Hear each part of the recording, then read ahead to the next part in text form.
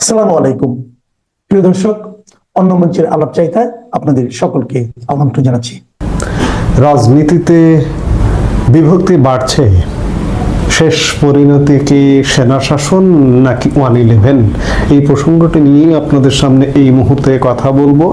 রাজনীতিতে কে কখন শত্রু হয় বা কে কখন মিত্র বলা মুশকিল। জুলাই আন্দোলনকে কেন্দ্র করে একসময় যারা এক ছিলেন এখন তারা মুখোমুখি অবস্থানে। জুলাই বিপ্লবে ঐক্য থাকলেও এখন অনেকের মধ্যে অনৈক্য দৃশ্যমান। ত্রয়োদশ জাতীয় সংসদ যত ঘনিয়ে আসছে বিভক্তি যেন আরো বাড়ছে। বিশেষ করে দীর্ঘদিন আলোচনার পরও জুলাই সনদ নিয়ে একমত হতে পারেনি রাজনৈতিক দলগুলো, যার দরুন যে জুলাই সনদ বাস্তবায়নকারী কর্তৃপক্ষ প্রধান উপদেষ্টা ডক্টর ইউনূসের নেতৃত্বে যে ঐক্যমত্য কমিশন গঠিত হয়েছিল, যেটির সভাপতি ডক্টর মোহাম্মদ ইউনূস এবং সহ সভাপতি আলী রিয়াজ, সেটির মেয়াদ প্রতিনিয়ত বাড়ানো হচ্ছে।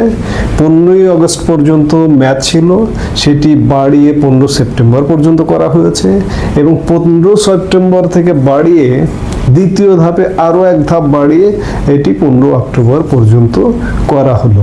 বিএনপি জুলাই সনদের সাংবিধানিক বিষয়গুলো পরবর্তী জাতীয় সংসদের মাধ্যমে সমাধানের পক্ষে। অন্যদিকে জামাত ইসলামী, ইসলামী আন্দোলন সহ কয়েকটি দল জুলাই সনদের আইনি রূপ দিয়ে তার ভিত্তিতে জাতীয় নির্বাচনের পক্ষে। একই সঙ্গে সংখ্যানুপাতিক প্রতিনিধিত্ব বা পিয়ার পদ্ধতিতে নির্বাচন, জাতীয় পার্টি 14 দলের কার্যক্রম নিষিদ্ধ করা সহ বেশ কিছু বিষয়ে বিএনপির সঙ্গে মতানৈক্য কাটেনি দলগুলোর। এই অবস্থায় দাবি আদায়ে 3 দিনের কর্মসূচিতে রাজপথে রয়েছে জামাত, ইসলামী আন্দোলন সহ 7টি রাজনৈতিক দল। যদিও রাজপথে আমরা এই কর্মসূচিওয়ালা দলগুলোর অবস্থান এখনো পর্যন্ত দেখতে পারছি না। এর মধ্যে দিয়ে নির্বাচন ঘিরে বাড়ছে উদ্বেগ ও শঙ্কা। অন্যদিকে বিএনপি রাজপথে নামা রাজনৈতিক দলগুলোর কার্যক্রম রাখছে নিবিড় পর্যবেক্ষণে, কারণ নির্বাচন বিঘ্নিত হতে পারে এমন কোনো ফাঁদে পা দেবে না বিএনপি। রাষ্ট্র কাঠামো সংস্কারে গঠিত জাতীয় ঐক্যমত্য কমিশন গত মার্চ থেকে রাজনৈতিক দলগুলোর সঙ্গে সংলাপ করছে। তবে বাস্তবায়ন পদ্ধতি নিয়ে দলগুলোর সঙ্গে আনুষ্ঠানিক ও অনানুষ্ঠানিক একাধিক বৈঠক হলেও সমাধান আসেনি। এই অবস্থায় গত বৃহস্পতিবার থেকে জুলাই জাতীয় সনদের ভিত্তিতে ফেব্রুয়ারিতে নির্বাচন সহ কয়েকটি দাবিতে 3 দিনের কর্মসূচি চলছে 7 দলের।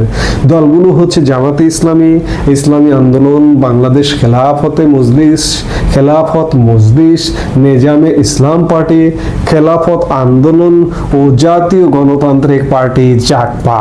যদিও দলগুলোর মধ্যে জামাত ইসলামের বাইরে যে দলগুলো আছে, ইসলামী আন্দোলনের নেতাদের হয়তো চিনে থাকবেন, বাদ বাকি যেগুলো আছে সেই নেতাদের আপনারা কেউ চেনেন না।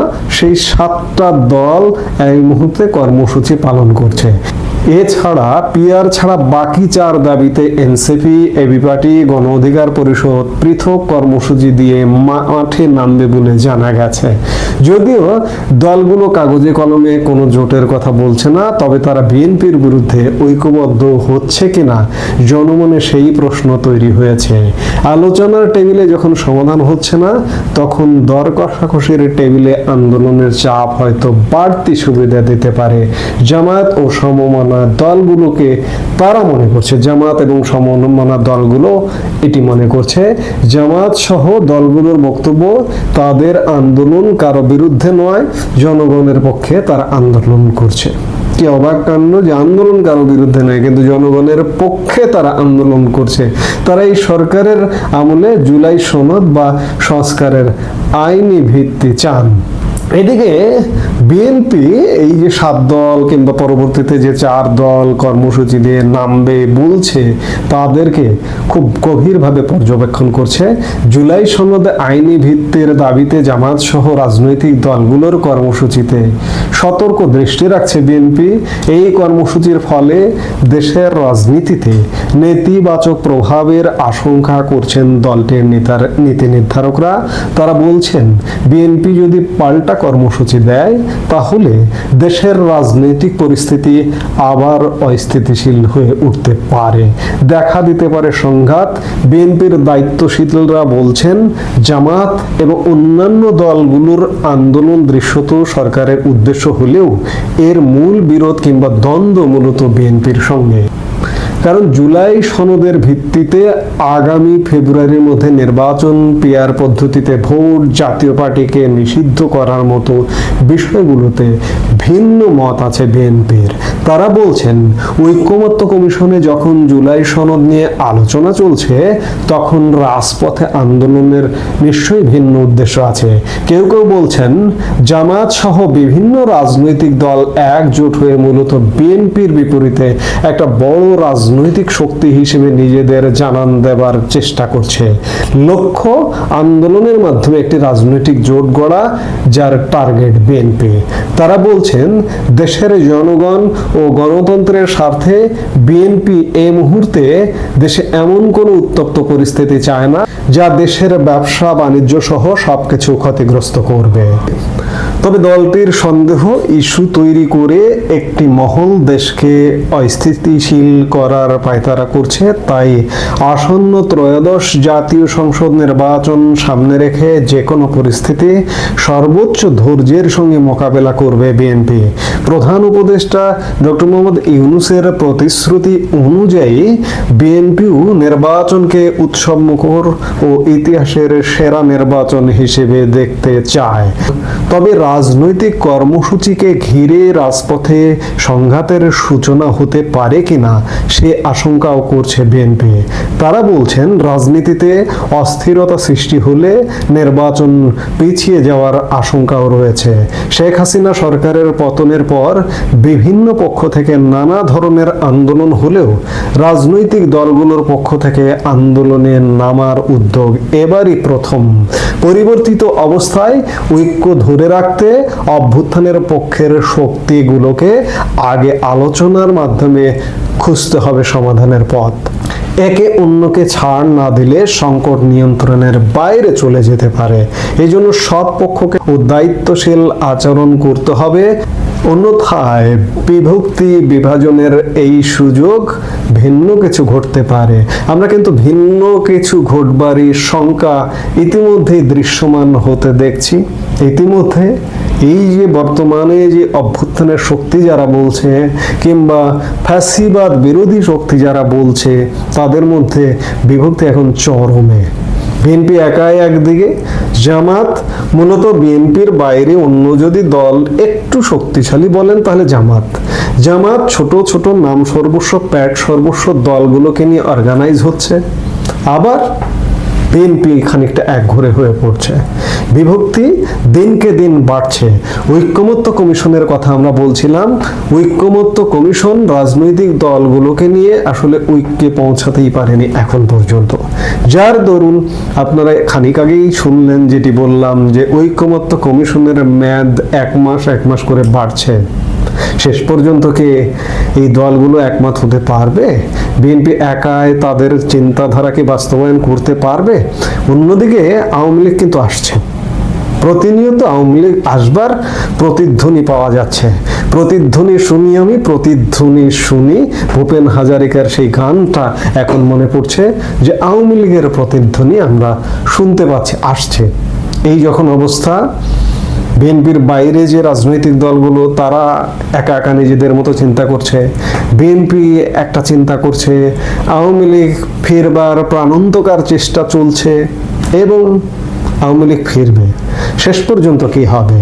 শেষ পর্যন্ত যেটি হবে, আগেও বলেছি এখনো বলছি, ডক্টর মোহাম্মদ ইউনূস সরকারের পতন হবে। ডক্টর মোহাম্মদ ইউনূস সরকার নির্বাচন করতে পারবে না। শেষ পর্যন্ত প্রথমত আসবে একটা 111 সরকার, আগেও একাধিক ভিডিওতে বলেছি, আবারও বলছি, আমাদের সংবিধানের তত্ত্বাবধায়ক সরকারেরও সহসা আমরা দেখা পাবো কিনা সে ব্যাপারে যথেষ্ট প্রশ্ন আছে। 111 সরকার যদি আসতেও বাধা সৃষ্টি হয় কোনোভাবে, তাহলে বাংলাদেশের সশস্ত্র বাহিনী, সেনাবাহিনী বসে থাকবে না। একটা সেনাবাহিনী, সেনা শাসনের পদধ্বনিও কান পাতলে শোনা যাচ্ছে। অনেকের মধ্যে আপনারা আলাপও শুনছেন, দেখছেন এনসিপি বা অন্যান্যদের মধ্যে, যে সেনা শাসন আসে কিনা, কিংবা ক্যান্টনমেন্টেও কি আলাপ হচ্ছে এমন কিছু, নইলে তারা আলাপ করছে কেন? সবকিছু মিলে বাংলাদেশের রাজনীতি এক চরম খাদের কিনারে পৌঁছে যাচ্ছে। এর শেষ আমরা নিশ্চয়ই দেখব, খুব শীঘ্রই দেখব। সেপ্টেম্বর টু অক্টোবরের মধ্যেই আমরা হয়তো অনেক কিছু দেখতে পারবো। আওয়ামী লীগ ঠেকাতে গিয়ে বিএনপি এখন সাগরে। তো আপনাদের কি মনে হয়, বিএনপি কি সাগরে না মাটিতে আছে? কোন দিকে আছে বলে মনে হয়? বিএনপি সাগরে পড়ার আসলে কিছু কিছু কারণ দেখেন, আমি বলি আপনাদেরকে। আওয়ামী লীগ গত 16 বছর যে আসলে খুব একটা ভালো ছিল তা না। আমি আওয়ামী লীগ করে দেখি যে আওয়ামী লীগের 7 খুন মাপ তাও না। আওয়ামী লীগের মধ্যে অনেক নেতা ছিল, অনেক পাতি নেতা, হাইব্রিড কর্মী ছিল, যারা আওয়ামী লীগকে ডুবাইছে, চুরি বাটপারি লুটপাট করছে। এটা আমি অস্বীকার করি না। তবে গত 1 বছরে বিএনপি যা করেছে তা আমার মনে হয় 16 দুগুণা 32 বছরকে ছাপাইয়া গেছে। বিএনপি তো 2008-এর পর থেকে ওনারা প্রতি ঈদের পর আন্দোলন করতে করতে এবার এসে যে আন্দোলন হইল, সেটাতে আসলে আমার হিসাবে বিএনপির কোনো ইয়ে নাই। সেখানে জামাত 100% ওরা ওদের পুরো এফোর্টটাই খরচ করেছে। টাকা পয়সা অর্থ এফোর্ট সব জামাতের, এবং আমেরিকার ডিপ স্টেটের পরিচালনায় আপনার এই ঘটনাটি ঘটিয়েছে। বিএনপির খুব একটা কিছু আছে বলে অন্তত আমি দেখি না।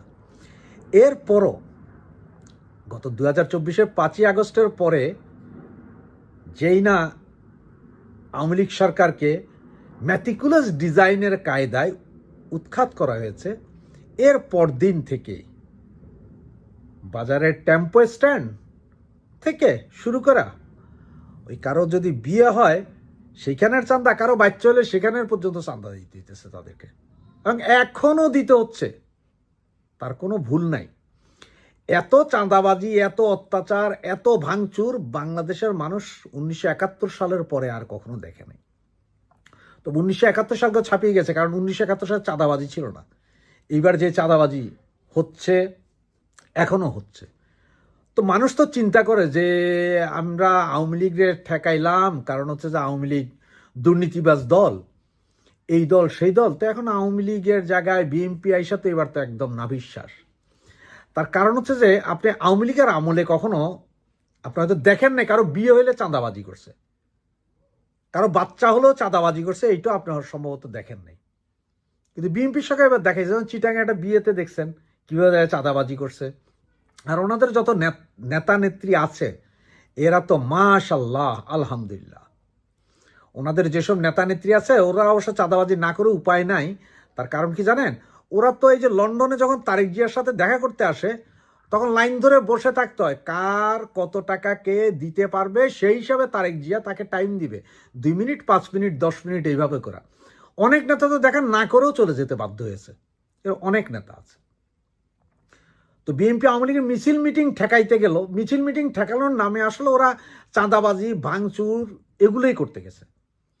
দেখেন বিএনপি যখন 2008-এ যখন আওয়ামী লীগ সরকার ক্ষমতায় আসে, তখন কিন্তু আওয়ামী লীগ ছাত্রলীগের পোলাপাইন কিন্তু এইভাবে পাবলিকের বাসা বাড়ি ভাঙচুর, ব্যবসা বাণিজ্য লুটপাট বিএনপির ছেলে পেলেদেরকে এইভাবে করে নেয়। হ্যাঁ, প্রথম হয়তো 2-1 মাস ওরা ভয়ে পালাইছে, আমাদের পোলাপাইনও ইয়েতে ছিল, কারণ ওদের আমলে মামলা মোকদ্দমা খাইছে, ওরা একটু হিংস্র ছিল, কিন্তু এইরকম হিংস্র ছিল না।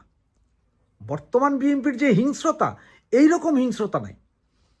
তো 2008-এ আওয়ামী লীগ আসছিল, ক্ষমতায় আইসা হিংস্রতা দেখায় নাই, কিন্তু ওনারা এবার ক্ষমতায় না আসার আগে যে হিংস্রতা দেখাইল, বালুর মাঠ, বালুর জমি, মানুষের ধান ক্ষেত, টেম্পো স্ট্যান্ড, ট্যাক্সি স্ট্যান্ড, দোকান পাট, ব্যবসা বাণিজ্য, ফুটপাতের দোকানদার, হেন কোনো জায়গা নাই যেইখান থেকে ভাইয়েরা চান্দাবাজি করে নেই। এখন এই চান্দাবাজি করতে করতে এই যে ইউনুসিও কাকা, উনি এক মূলা ঝুলাই দিলেন, ফেব্রুয়ারি মাসে ওনাদেরকে দেখিয়ে দিবেন, ওনারা ইলেকশন হলে এসে যাবেন। তবে গত এই 2 নির্বাচন ডাকসু আর জাকসুতে ওনারা বুঝে গেছেন তারেক কাকা যে ওনার আর ক্ষমতায় যাওয়ার কোনো উপায় নাই। উনি এখন কি করছেন জানেন? উনি এখন লন্ডনে বসে বলছেন তৈ তৈ তৈ তৈ তৈ আমার ক্ষমতা গেলি কই, তৈ তৈ তৈ তৈ তৈ আমার ক্ষমতাটা কই। উনি এই গানই গাচ্ছে। আর এই মুহূর্তে আপনারা ছাত্রলীগ, যুবলীগ, আওয়ামী লীগের যাদেরকে দেখছেন, এগুলো সব পোর খাওয়া। এই আওয়ামী লীগ, যুবলীগ, ছাত্রলীগের যেসব লোকগুলোকে মিছিলে দেখতেছেন, এরা কিছু এখানের মধ্যে 70% আছে যারা 2008-এর আওয়ামী লীগ, ছাত্রলীগ, যুবলীগ করে তারা, আর কিছু আছে যারা 5ই আগস্টের পরে আওয়ামী লীগ, ছাত্রলীগ করে, মানে যারা 5ই আগস্টের পরে করছে, মানে 2008 থেকে 2024-এর 5ই আগস্টের আগ পর্যন্ত এরা ছাত্রলীগ, আওয়ামী লীগ, যুবলীগ করতে কিন্তু চুপচাপ ছিল। আর 8-এর আগের যারা, তারা তো চুপই হয়ে গেছিল, তারাই এখন মাঠে নামছে। আর এগুলো হচ্ছে যে আওয়ামী লীগের সলিড কর্মী, এরাই শেখ হাসিনাকে ফিরিয়ে আনবে, এরাই বাংলার মানুষের মুক্তি দিবে, এরাই আওয়ামী লীগকে আবার ক্ষমতায় বসাবে। সুতরাং বিএনপি আপনাদেরকে বলবো শুভবুদ্ধির উদয় করুন, তা না হলে এখন তো সমুদ্রের